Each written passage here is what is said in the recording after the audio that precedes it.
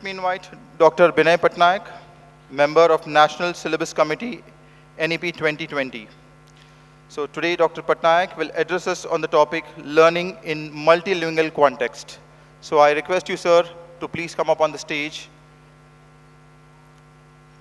Can we have a short profile video for sir to be played?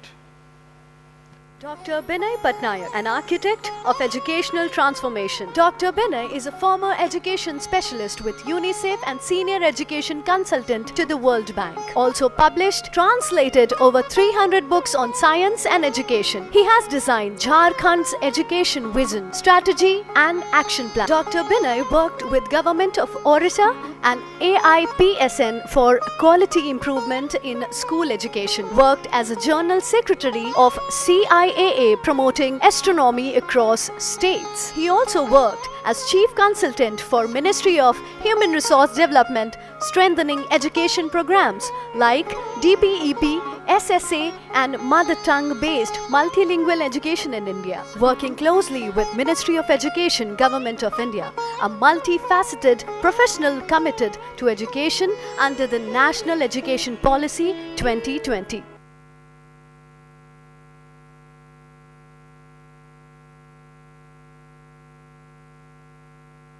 Hello, Namaste. Thank you very much, Mumbai, Sahodaya, and I'm very thankful to all of you that you have given me an opportunity to share my experience here. And I am going to tell you a story from Dhoni's place, not about cricket, but something related to Jharkhand, which is very important for the children in Jharkhand. And I have got some friends from Ranchi, the principal of DPS, Dr. Ram Singh and others. So we are working together. So I'm very happy that I'm here, I'm telling this story. So this is about foundational learning in the multilingual context. Till now, we have not discussed about the language issues and what children face in the classrooms when the situation is multilingual. And if you look at Jharkhand, Jharkhand is known for Dhoni's place, but this is a very multilingual state. And here the official languages are 12. Now it has become 16 even that way. And Hindi and English are the official languages. And indigenous communities who are known as tribal people, they constitute 26% of the total population. And Hindi is medium of instruction in the government schools. And the thing that hit me very hard when I entered Jharkhand in 2011 on behalf of UNICEF as education specialist from the Delhi office, I saw that in Jharkhand, the dropout rate of children was the highest in the nation. If 10 children entered this year in class 1, in the second year, there were only 6 children in the classroom, 6 to 7 children, which is not believable, but in the nation, the dropout rate was the highest, and children used to leave the school. So all were concerned at the ministry level where I had worked prior to that. They were concerned why the dropout rate is so high. So we tried to explore this way.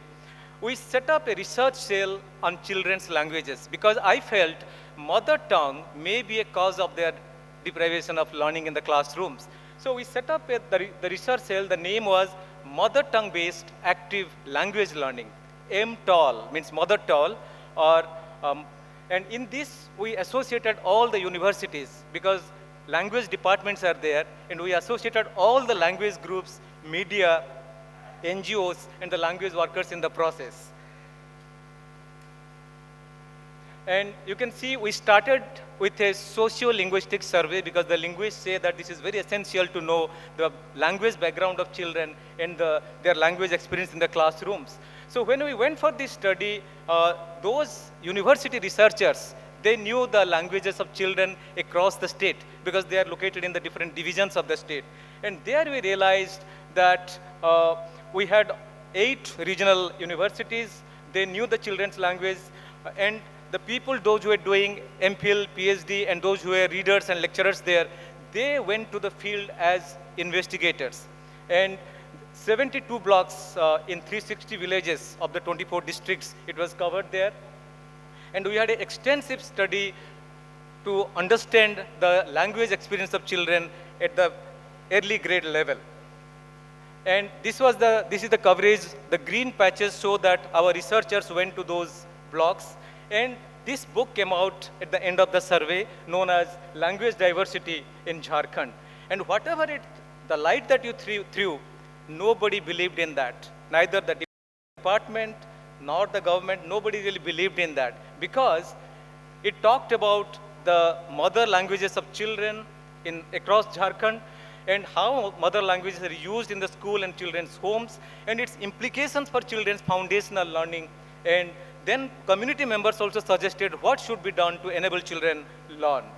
So this is about the mother tongue. The school had Hindi from class 1, but the study reflected that 33 indigenous communities, they stay in the 24 districts of the state. And they speak in more than 19 major languages. And among that, if you see below, regional languages means there are languages like Nagpuri, Khortha, and other languages which link the different tribal languages. So they are known as regional languages or link languages. And it was seen that 31% of the children and people, they spoke in those regional languages. And if you look at the indigenous languages, we found out that 33% of Santhalis and other people, they spoke in that language. Altogether, it came out that 96% children, 96 out of 100, they did not understand Hindi. Because in the playground, at home, and in the local market, they spoke in their local languages. And the school started in Hindi from class 1.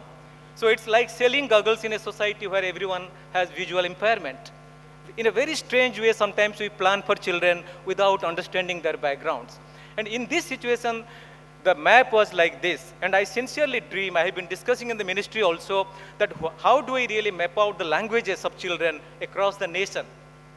Whatever language maps have been designed till now in India by the Westerners and the Indians, all linguists also, they are basically based on secondary data. Researchers say they design the maps. But this is the first map in India which showed the languages of children based on primary data, because the researchers went there and they drew these maps. And here you can see, if you look at these maps, you can see that the left map there, you can see the green patch on the right top is Santhali language. The yellow patch is Khortha language. The pink patch, that is Kuduk.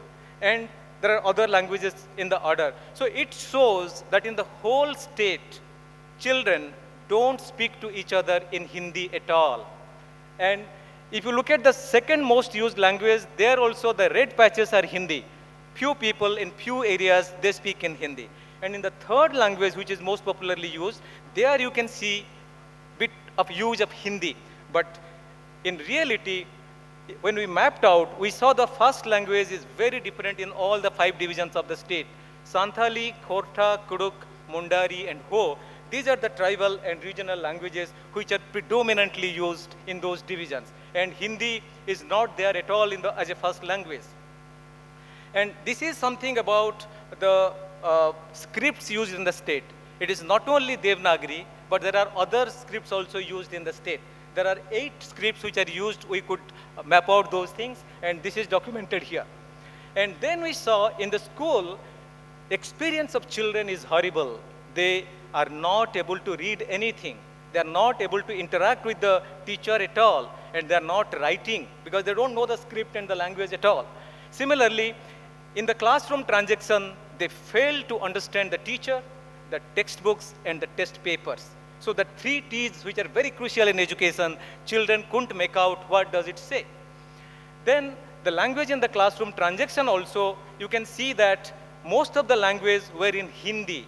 There was nothing in children's languages in class 1, 2, 3 like that. So children were not able to make out anything out of the teaching learning materials. And when we asked them, how do you really manage to exist in the classroom?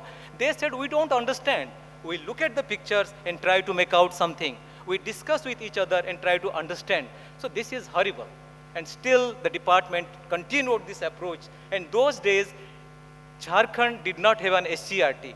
They used to use the textbooks of NCERT in Jharkhand. Nothing can be more ridiculous than that, because they never fit into the contextuality or context of those children.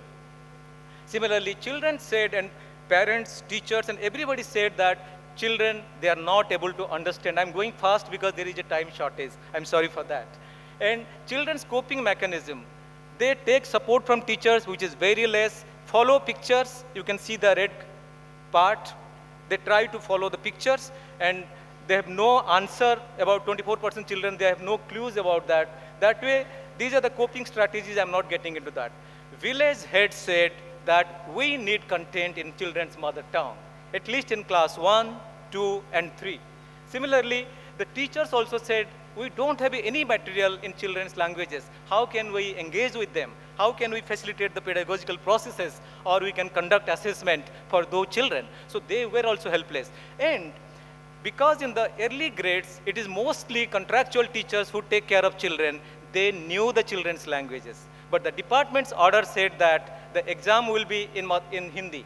So they were not able to use their expertise also, the language proficiency among children that way. And that way, you look at this. The most used language map is on your left. And in the middle, you can see the red patch shows Hindi. In school, it's only Hindi, Hindi, and Hindi, and there is no space for children's languages. Nothing can be more ridiculous than this. And this is a very data-driven map, so you can understand what does it say. Then we looked at what do children say about that. Children said, we need content in our mother tongue. Like their parents, they also demanded that.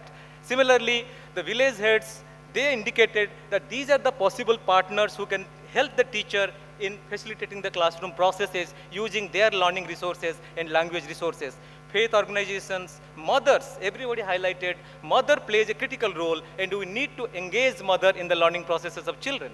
Similarly, the political leaders, local village leaders, traditional cultures and local festivals and communities and other things, they indicated that they can be helping children in their learning process.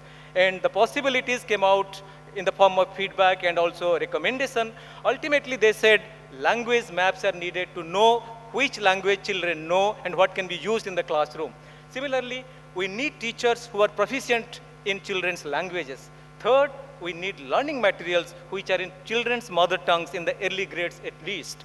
Similarly, early grade reading program is required in the children's mother tongues in a multilingual state. And it is not the story of Jharkhand alone. Whole India is multilingual.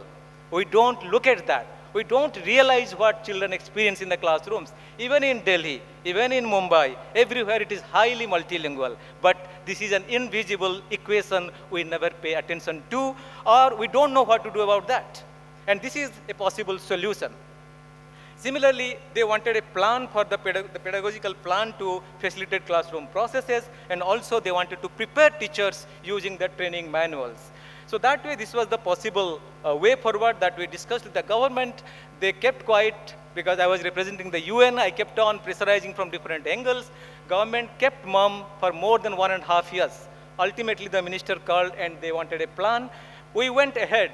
We designed some beautiful bilingual picture dictionaries in children's languages. We designed those in 9 languages initially, and you can see the enthusiasm and happiness among them. Under 48 themes, we depicted the world of children depicting these pictures.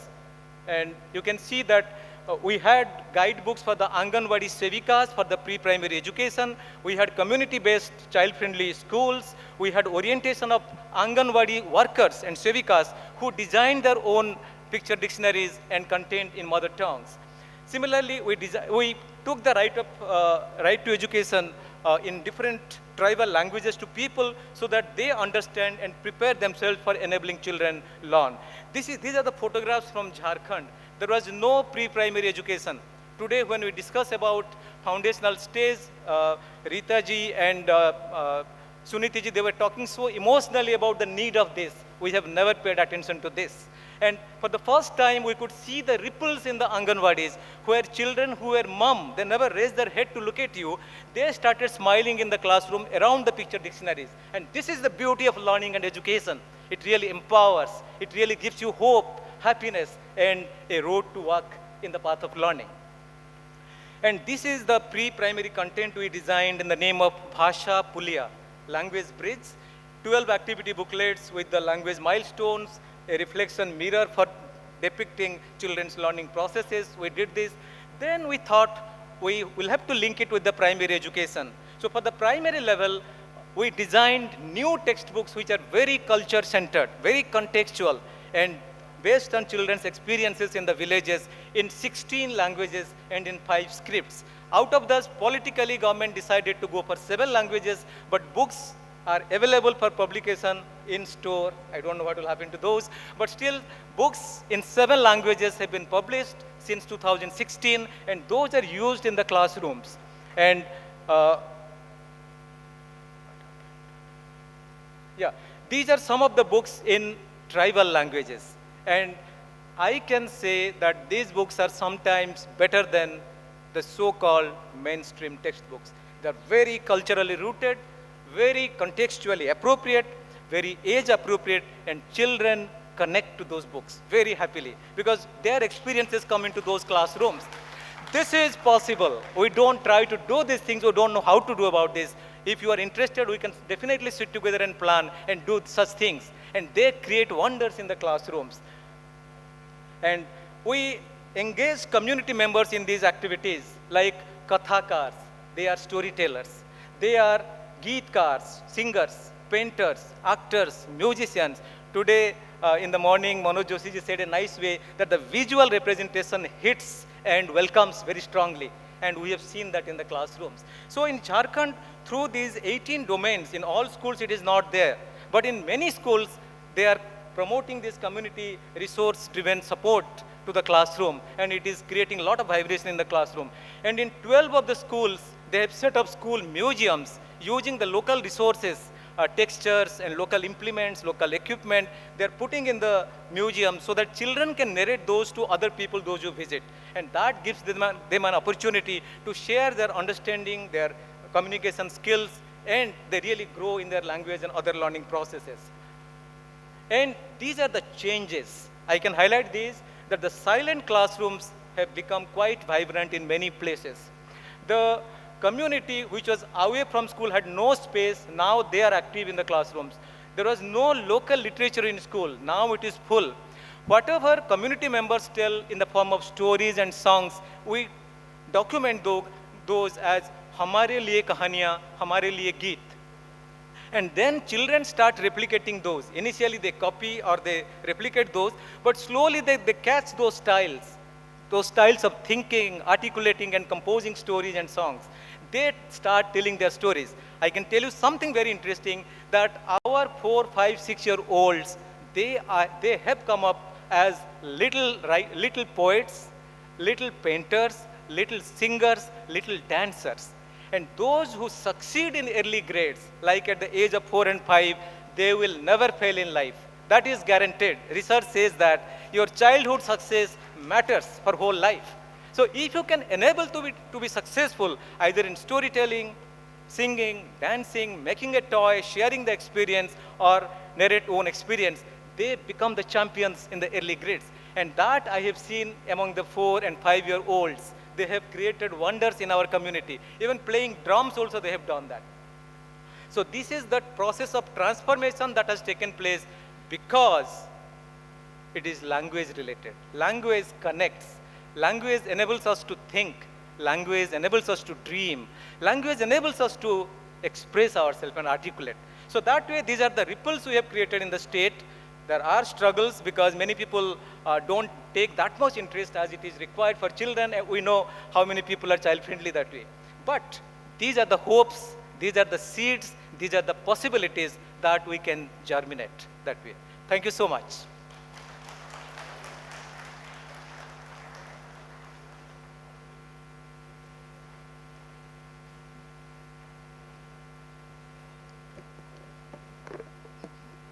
Check. Thank you, Binay sir, for keeping the presentation so precise. And there's a lot of information, facts, and statistics that you added into your presentation. Compliments. Thank you so much. Now I request Mr. Arjun Sharma and Mr. Bishwajit Saha to please felicitate Dr. Binay Patnaik.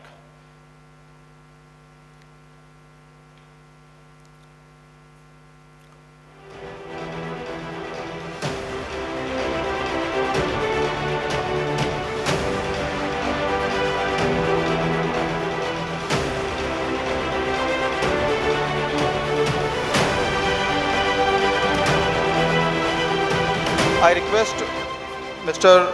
Manoj Srivastav, sir, as well to be present on the stage for the felicitation.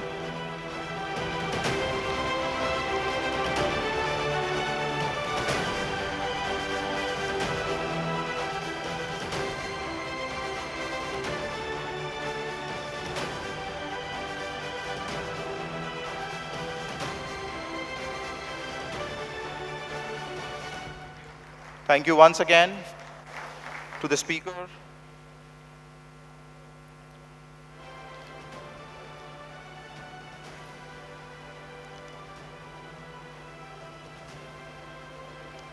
Thank you, sir. Well, we are almost at the last session for the day. So today's session aims to bring to light various aspects associated with the topic and thereby sparking thoughtful discussion and stimulating new ideas. We are fortunate to have with us today some distinguished speakers who are noted figures in their field. So the topic for the panel discussion is continuous professional development and consistent learning by teachers. So let me first invite the panel head, Mr. Alok Kaddhare, Executive Member, Mumbai, Sahodaya. Panelist, Mr. Kavish, Mrs. Sasmita Mohanty, Mr. Sanjay Datta, and Dr. Priyadarshi Nayak. A huge round of applause for all the panel members. Hello. Yeah. Good evening. So, esteemed guests, principals, and the panelists here, a very warm welcome to you all to this panel discussion. We have been talking about the changing landscape since morning, and there is another part of the theme that is about transformation, the quality transformation. And when we speak about transformation, I think there is one important angle to it, that is our teachers in the class. Unless the teachers are empowered, the transformation may not take place in the true sense. And that empowerment also becomes very special. With the NCF coming, and we have a school program of 15 years from Bal Vatika to class 12. So there are teachers who are teaching students across 15 different grade levels. So their training needs would be different, their training needs would be distinct. So in the light of that, I have first question to Mr. Kavish. So Kavishji, how can schools tailor professional development programs to cater to the individual needs and aspirations of teachers, recognizing that a one-size-fits-all approach may not be conducive to the maximum impact? Thank you, Alokji. Happy evening to all. And I think first of all, we should celebrate the 30% people who are still left in the room. We are all self-learners who are waiting here even after the session is 2 hours overshot. So thank you so much, all the self-learners, motivated learners. So I think learning is the same independent of the age and role that we play in society, be it a teacher, a leader, or a student. And there are 3 fundamental principles for learning design from a training standpoint. First and foremost is choice. Do I have a choice to make about what I want to learn? Second, my style. Everyone learns in a very different style. And third, the prize. What do I get at the end of it? Do I get growth? Do I get recognition? Or do I get some monetary benefits? So if we build in our training design, all 3, choice, learning style, and prize. And is it possible to build it in without technology? I have my doubts. I'm a teacher who accidentally had success in finance career and at some point in time got awestruck with technology. And I can tell you, it's possible. I can't detail right now, but I can say the most effective technology for training is invisible. It's invisible. You can't see it, but you know it. Thank you, Kavishji. And I think that's very important that when we talk about learning, at any age level, it has to be very distinguished and has to be very customized also. And there is to be reward. When we ask our teachers to undergo training, they also look for that reward, that what kind of reward do we get at the end of it. Otherwise, the trainings are quite routine and boring. So that reward is something at any age that matters and that makes difference to learning. So thank you for that, your comment on that. My next question is to Mrs. Sasmita Mohanty. what strategies can school leaders plan to offer flexible professional development options that accommodate the varied schedules and preferences of teachers, promoting a culture of continuous learning? Good evening, everybody. I, being school leader, what I feel that we are dealing with the children of the 21st century, and we do not get tailor-made teacher to come into the classroom and start teaching to the students.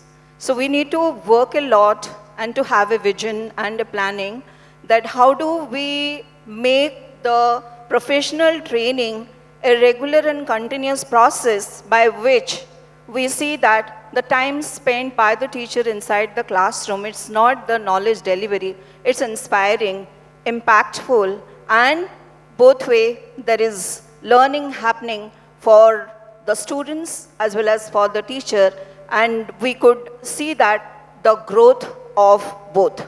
So there is a lot of planning, like we need to know that the institutional goal, it should match with the individual goal of each and every teacher in the institution. And we need to also have a flexible planning that each one is not able to complete whatever training strategy is prepared by the school. So the being school leader, we need to be flexible, and then we can provide them the training whenever they are free, and it could be given in small modules or capsules so that they can digest and they can take it further and implement in the classrooms. Along with that, the best way of continuously working with the teachers is to have the peer learning, that is peer-to-peer. So if there is a teacher who is a very passionate senior teacher, who has all the 21st century skills, who can go and observe the class and make a checklist and then convey to the teacher in a positive way, in a constructive way, hand-holding, mentoring, those could be done, and that also help in many organizations for the regular improvement and upskilling of the teachers. Besides that, there is one more very simple way, that giving training to the teacher and making that teacher as a trainer in the organization. Because it doesn't happen that everybody and all the teachers have the time that they could complete all the training, whatever is provided by CBSE. CBSE is coming with a very big way from the time of the COVID. There is virtual training, there is face-to-face training, there is training happening in different ways. But then we need to see that at least one teacher who is getting trained should pass on the training to the rest of the teachers in the school. And as Mr. Covey said, that there should be reward for the teacher, whoever is taking this initiative and providing training to the other teachers. And at the same time, appreciation for the teachers, those they are accomplishing their training task. So in this way, because sometimes due to the regular busy schedule, teachers do not have the time to complete the training session. So we can encourage them by rewarding them, appreciating them, giving them certificate. If practical way, if you'll ask me, I always do when any teacher complete the session of any training, the certificate has to be given in the school assembly. So the rest of the teachers would come to know that the teacher has completed one course or one training, and for that, there is a lot of appreciation by the entire management. And the biggest facility for continuous training is Sahodaya. So if you ask me, as the president of Sahodaya in Kolhapur, we have 45 schools under our Sahodaya. So we have a training schedule. We make sure that every month a training happens, and there are two to three teachers from each school come and attain the training. They go back, and it's a condition that the teachers should be coming, those are good at communication. Teachers should be coming, those they can impart training in the school, because many schools are in rural area. It's not possible for the school to host the training for training all the entire 40 teachers or 50 teachers. So what we do, we ask them, the best teachers from the school to come for the training, and then after they train, they go back and they give the training to the rest of the teachers in the school. And it's very encouraging for them when they come and the resource person come and train them, give the certificate. They get very, very happy at the end of the day. Lot of sharing of the knowledge, lot of happiness is being shared because they feel they're empowered the moment the training is done. So according to me, that without training, we will not able to sustain. If we want that our educational institution to sustain, teachers to sustain, and they grow, then definitely we need to keep on this process of learning, unlearning, and relearning. Thank you. Thank you, ma'am. I think that's a wonderful suggestion that you have given regarding rewards. So rewards are not necessarily in terms of gifts or something, but a small certificate which is given in assembly, it also makes a big impact. That is something I think very important for teachers to be motivated and doing, because assembly, the students are again there to witness that. Having said that, when we talk about professional development of teachers, there is a very important aspect of it that as a teacher, do I know my learning needs? So identifying those learning needs is something very important, and we have seen that when the appraisals are done, normally the appraisals are inflated because perennially teachers have this notion in the mind, will it go against me? So that is something very critical, and that everyone needs to look into it. So in one of my talks I had spoken to teachers, I said, no, this is not about that, but can we look at it as an exercise of reflecting and finding out the areas where do I need some support? And surprisingly and very positively, all the teachers responded, and we found that each and every teacher had done a very, very honest self-appraisal. And probably that was the starting of that self-reflection, which is very core to the professional development. So my next question is to Mr. Sanjay Datta. How can schools encourage teachers to engage in constant self-reflection on academic mastery, professional development, administrative leadership, and research as part of their CPD? Thank you so much, sir. First of all, once again, thank you to everybody who's paying attention at this late hour in the evening. It's as much a challenge for us to retain our thoughts, which we had at the beginning of the day, at this hour.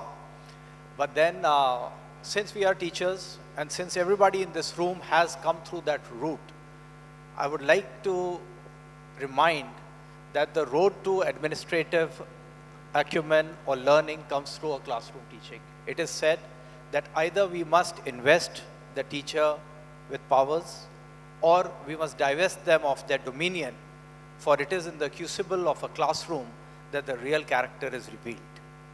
And that is so true for a youngster who joins this profession, because when we say continuous professional development, we start with the first day of a teacher when they arrive in a school after doing a B.Ed course. Nervous they are, young they are, and one more thing they have, and that is passion. And what we need to look at is that that flame does not die over a period of time. Because most of these youngsters who come to teaching, when you talk to them 10 years on, you realize that the fire in them has somehow died because they haven't had a clear path of development through the ranks of a school. So the onus lies on us, the people in this room, that we define their career paths. In their initial part of teaching, they need skills. With the 100 hours that we are very clearly defined, the first 25 come from the COE, and there the topics are very clear. The idea is to empower and skill the teachers so that they can go and fulfill their passion. Outside that, there are courses like the Coursera, and I would not name companies as such, but then there are private service providers who give us trainings and give self-paced learning to these youngsters coming into the profession. The Diksha and Swayam portals provide them continuous opportunities of learning. But then we have to together arrive at the continuous part of it. That at what stage of career do they move from skills in classroom to being a part of a management? And how inclusive can the managements become to train them with those skills? Are those who sit in the powers, in the higher echelons of power, as heads of schools willing to divest that power further down the line? Or is it just classroom empowerment that we are talking about? So my personal take is that we have to break it into two. We will have to empower the young children who are coming to teach with skills that will enable them to first get hold of a class, and after that know their career path in an organization. And for them, we need different sets of trainings. And as I said, there is a 4-layer in the 100 hours that we have. There are 4 layers available. We will have to give them time within the school frame. I would finish off by saying that there are 2 essential things that we must do in any school. Appoint somebody full-time for teacher development. Because if you depend on the HOD to do, it is a one-on-one relationship. It may work, it may not work. Likes and dislikes come in. Hesitation comes in. Deference comes in. People don't ask questions because they are scared that they'll be judged. So to give them a non-judgmental environment, you need a full-time training division. So as many schools can come up with that. It needn't be somebody, it could somebody be an old teacher who you have rehired. Let them come back to school and train and judge people impartially. So A, you need a dedicated division for it, and B, a very clearly defined path of career growth as well as their growth as a teacher. Of course, class diaries, class observations and all would remain the markers and checkpoints. Thank you so much. Thank you, sir. That's again a good insight there. That when we talk about the young teachers, we say that, as you suggested, the skills are something very, very important. There is a myth that anyone who can stand in the class and people can go pick up a book and become teachers. I think that is a myth, and teaching, standing class in front of 40 students, it needs a lot of courage and skills. So imparting those skills to the young teachers and also giving them a career path is something very, very vital. And also it helps us in attracting good teachers to the system. Having said that, and also empowerment of the teachers is something very important.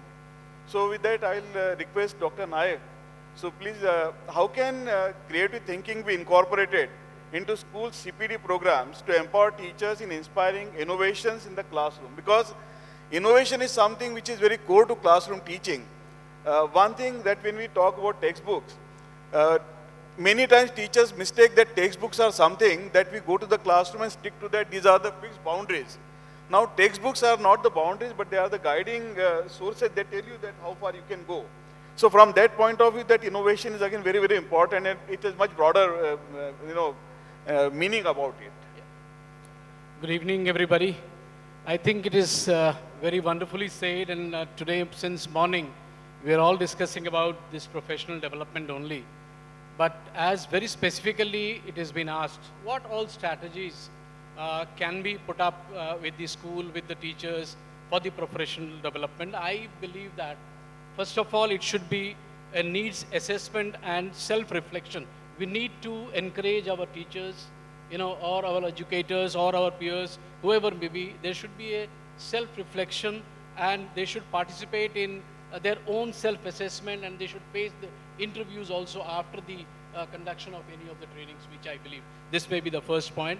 The personal development or personalized development plan need to be developed in school. Let us collaborate with some personal development plans so that the personal and aligned of the needs and requirement of the schools can be developed, or the need of the children can be found out. This can be planned out. There should be a diverse learning formats, which I believe. Means diverse learning formats signify a learning formats which creates a real learning to happen for the teacher. That means maybe in the form of an offline workshop, or maybe a training, or maybe a simple online workshop, or anything like that, or a mentorship program. Collaborative projects can be developed. These can be planned out in the for the teachers for that. And varieties of developmental topics, even though in Swayam portal by CBSE, a lot of general topics and the subject topics are are there. But as per the need of the national education policy, or as per the need of the present generation for the 21st century learners, or as we all talk about the learning outcomes, when we talk about learning outcomes of the children, the training part need to be personally developed, I believe that. And there should be differentiated instruction strategies also. So these differential instruction strategies are going to help the educators in this. And one more point I can put forth is peer coaching and mentoring. Peer coaching and mentoring is one of the area where we all need to focus, and that will provide a regular feedback to the children or to the educators, to the teachers for their progress, for their teaching learning progress, how it progress. So these are the few things which, and there are a lot many things. There should be action research on the training part, where the training should be very, very effective in that one.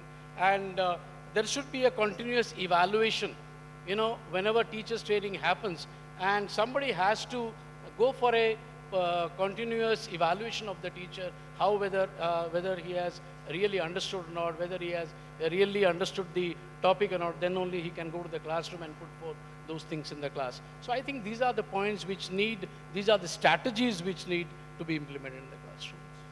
Thank you, Dr. Nayak, for that perspective. I think this continuous evaluation, even Squire speaking about the midterm assessment of the teachers, the appraisal of the teachers, that is again something key to the success of the NEP.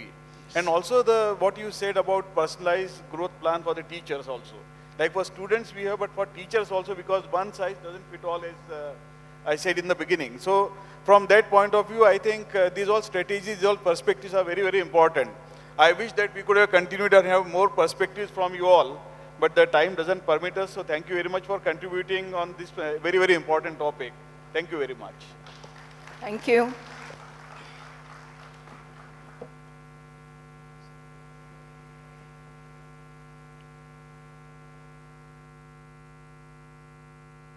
Check. I'm sure we all have heard about last man standing.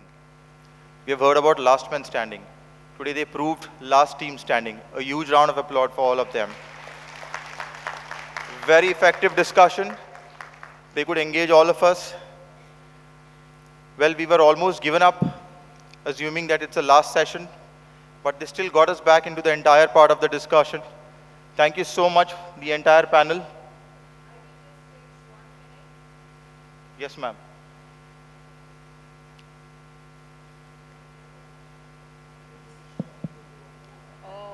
I know. Actually, I just wanted to share 1 minute. Just to talk this 1 minute, I traveled yesterday from Kolhapur till Mumbai, reached at 1 o'clock in the night, got up at 5 o'clock because we being principal, we need to be on time, reached here at 8 o'clock, and there is, you know, a lot of learning happens, but for this talk, I just wanted to tell that if you have the passion for something, so how much extra you do. So that is what I wanted to share with everyone. Well, we salute your spirit, ma'am. I think we all should stand up and give a standing ovation to the entire team. A huge round of applause. Thank you so much, Thank you team. so much. Thank you so much, everyone. I request the panel to be up on the stage, and before we conclude, I request Dr. Pragya Singh, CBSE, and Dr. Ram Shankar from CBSE to please come up on the stage to felicitate our panel head and all the panelists.